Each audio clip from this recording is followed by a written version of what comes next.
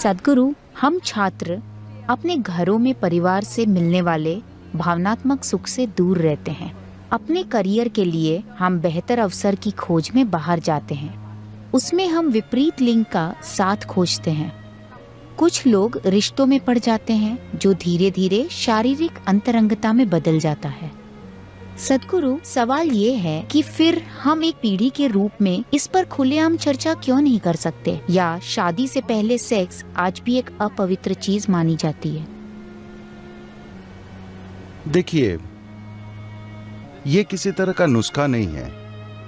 हर व्यक्ति की अपनी जरूरत होती है।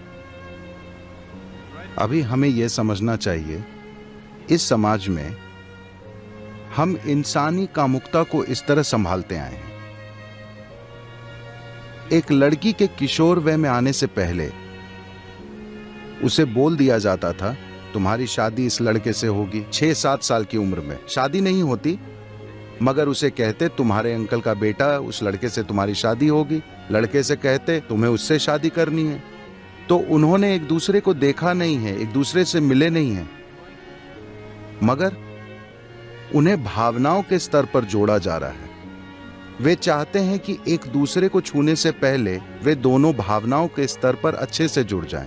ये इस संस्कृति की तकनीक है। वे इस तरह संभालते थे। तो जब आप किशोरावस्था में आते हैं, आपका शरीर कुछ खास संभावनाओं में विकसित होता है। तब तक आपकी भावनाएं किसी से जुड़ चुकी होती हैं, तो आप अपने शरीर को संभाल लेते हैं। आप पागल नहीं हो जाते, क्योंकि आपकी भावनाएं किसी से पहले जुड़ चुकी हैं। तो 15-16 साल का होने पर लड़की की शादी कर दी जाती है। 17-18 साल का होने तक लड़के की शादी कर दी जाती है। फिर वे खेती या कारोबार या किसी और गतिविधि को अपनाते हैं। तो युवाओं के जीवन का एक महत्वपूर्ण पहलू सुलझा दिया जाता है। एक चीज है भावना, दूसरी चीज है शारीरिक जरूरत। दोनों को कम उम्र में हल कर दिया जाता है। और उन दिनों 1-2 साल में बच्चे आ जाते थे, तो वो व्यस्त हो जाते थे और जीवन चलता रहता था। ठीक है, आज हमारा जीवन बदल गया है, क्योंकि जब तक आप शिक्षा पूरी करते हैं, अधिकांश लोग कम से कम 24-25 साल की उम्र में होते हैं। पीएचडी का मतलब है 30-35, मैं नहीं जानता कितनी। ये इस पर निर्भर करता है कि आपके प्रोफेसर कितने उदार हैं।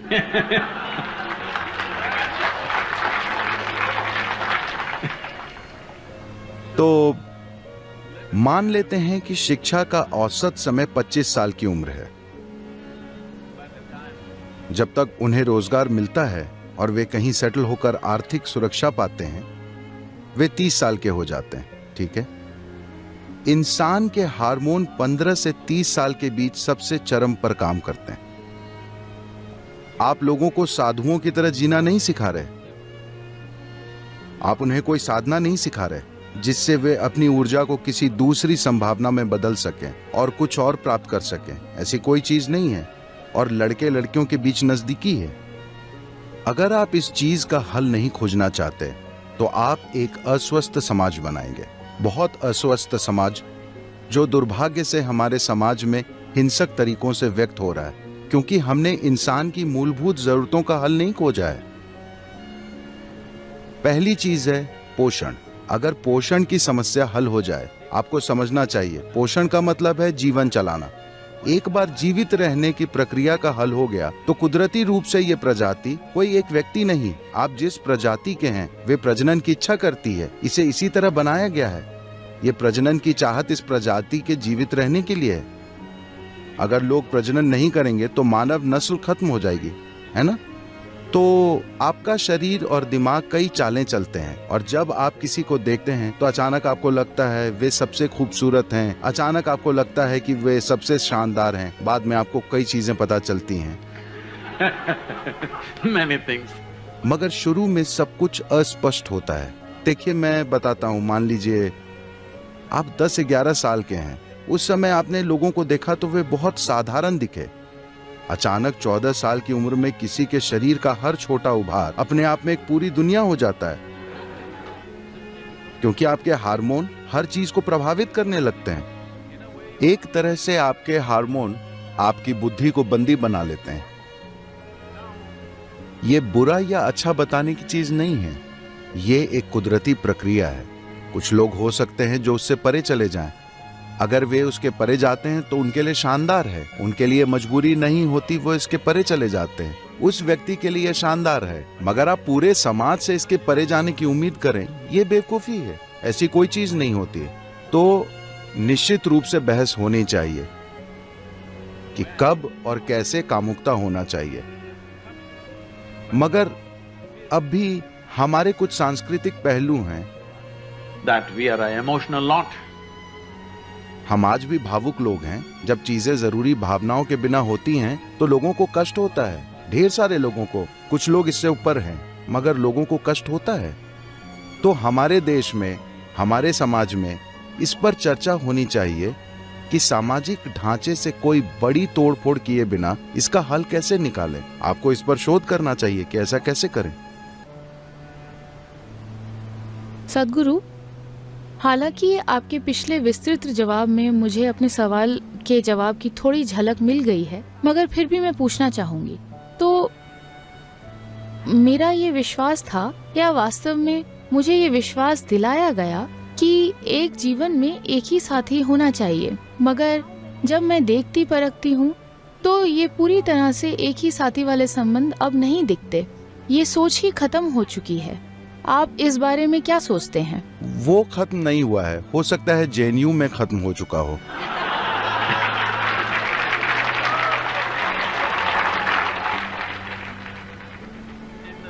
बाकी की दुनिया में ये वाकई खत्म नहीं हुआ है। Even if you go to United States, चाहे आप अमेरिका चले जाएं, जहां इतना खुलापन प्रतीत होता है, वहां भी जब लोग शादी करते हैं तो उन्हें विश्वास होता है कि ये जीवन भर के लिए है। लेकिन हाँ, 2 साल बाद जीवन समाप्त हो जाता है, ये दूसरी बात है। मगर जब वे शादी करते हैं तो उन्हें यकीन होता है कि ये जीवन भर के लिए है। तभी वे हीरे पर पैसे खर्च करते हैं। उन्हें लगता है कि ये जीवन भर की बात है। वे हीरे खरीदते हैं, मगर दुर्भाग्यवश कई वजहों से रिश्ते बिगड़ जाते हैं। और इतनी आसानी से उनके बिगड़ने की एक वजह यह है कि लोग काफी बड़ी उम्र में एक दूसरे से मिल रहे हैं। देखिए, जब लोग कम उम्र में मिलते थे तब उनकी शख्सियत ठोस नहीं होती थी। वे 17-18 की उम्र में मिलते थे तब 2 लोग बहुत आसानी से एक हो जाते थे। अब वे 30 की उम्र में मिल रहे हैं, दोनों ठोस हो चुके हैं, 2 ठोस चट्टानें। मगर मैं देखता हूं कि अगर लोग कम उम्र में शादी करते हैं तो वे साथ निभाते हैं। अगर लोग 50 साल के बाद शादी करते हैं तो वे भी निभाते हैं, क्योंकि वे फिर नर्म हो जाते हैं, चट्टान पिघल जाती है।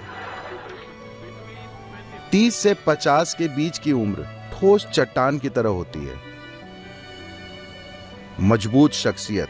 तब टकराव होता है। अगर वे होशियार होंगे, इससे परे कुछ खोज लेंगे। खैर, एक विवाह हो या बहु विवाह या जो भी, अगर आप ध्यान दें तो हमें यह महत्वपूर्ण चीज समझने की जरूरत है कि हम सब यहां हैं, आप और मैं यहां हैं। इसका मतलब है कि कुछ समय पहले एक पुरुष और एक स्त्री का मिलन हुआ था। हो सकता है आप सोचे वे माँ बाप हैं, वे प्यार नहीं करते, वे सेक्स नहीं करते, वे कुछ नहीं करते, किसी पुजारी के मंत्र पढ़ने से शायद आप पैदा हो गए। नहीं, ऐसा नहीं है। किसी की शारीरिक जरूरत थी, उसे उन्होंने शादी से पूरा किया और इसलिए हम यहाँ हैं। और अब हम एक खास उम्र में, अपने जीवन के एक चरण में, जब आप 18 के हो जाते हैं तो आप हमेशा शादी के खिलाफ हो जाते हैं। लेकिन जब आप 3 साल के थे तो आप शादी के हक में थे, अपने माता पिता की शादी के हक में। जब आप 3 साल के थे तो क्या खुश नहीं थे कि आपके माँ बाप की शादी अच्छी चल रही है? हेलो। जब आप 18 के होते हैं तो आप बिना बंधन के सेक्स और शादी न करने के बारे में सोचते हैं, मगर 50-55 के होने के बाद एक बार फिर आप स्थायी रिश्ता खोजते हैं। तो ये सोचना आपका काम है, क्योंकि ये आपका जीवन है, कि आप तय करें कि आप ऐसा जीवन चाहते हैं जहां आप हमेशा अपनी भावनाओं के लिए कोई साथी खोजते रहें, या आप इसे इस तरह हल करना चाहते हैं कि आप अपनी बुद्धि और समय को कुछ और बनाने, अपने शोध, अपने काम या जो भी आप कर रहे हो उसमें लगाएं। अगर भावनाओं और शरीर की समस्या हल हो जाए तो अपनी बुद्धि के इस्तेमाल की आपकी क्षमता काफी बेहतर हो जाएगी, वरना आपको हर दिन किसी को खोजने के लिए आसपास घूमना पड़ेगा। नहीं, मैं ये इसलिए कह रहा हूं क्योंकि मुझे बहुत बुरा लगता है। अमेरिका में मैं लोगों को जानता हूं और आप जानते हैं कि वहां अब हजारों लोग मुझसे जुड़े हैं। 40-45 की उम्र के लोग, मेरा मतलब महिलाएं, शानदार लोग, मगर वे इन चीजों में लगी हैं। इन दिनों सब कुछ ऑनलाइन होता है, वरना वे जाकर किसी बार में बैठकर इंतजार करती थीं। आज कोई आकर उन्हें ले जाएगा। ये बहुत भयंकर है। Tinder generation. I'm sorry? Tinder generation. आप इसे जो चाहें कहें, मगर मुझे लगता है कि यह बहुत दयनीय है कि 45 साल की स्त्री को एक उचित माहौल में प्रेम और सम्मान मिलना चाहिए। वो वहां बैठकर इंतजार करती है कि कोई अजनबी उसके रास्ते आए और वो अगले 10 मिनट में फैसला करने वाली है जब वो उसकी ड्रिंक या डिनर का बिल चुकाता है। ये भयंकर दुख की बात है। ये भयंकर है कि आपकी कोई गरिमा नहीं रह जाती। इसका मतलब ये नहीं कि हर कोई उस रास्ते पर जाए, मगर आपको कोई सामाजिक ढांचा तोड़ने से पहले सभी के कल्याण के बारे में सोचना चाहिए। आपको सोचना चाहिए कि उसके बदले एक बेहतर ढांचा ला सकते हैं या नहीं। जीवन के किसी भी चरण में हर किसी को समझना चाहिए, चाहे वो सामाजिक ढांचा या राजनीतिक ढांचा या समाज का मनोवैज्ञानिक ढांचा, उसे तोड़ने से पहले हमें सोचना चाहिए कि क्या हमारे पास बेहतर विकल्प है। एक वैकल्पिक प्रणाली के बिना अगर आप मौजूदा ढांचे को तोड़ेंगे जो काफी अच्छा चल रहा है, तो सब अस्त व्यस्त हो जाएगा।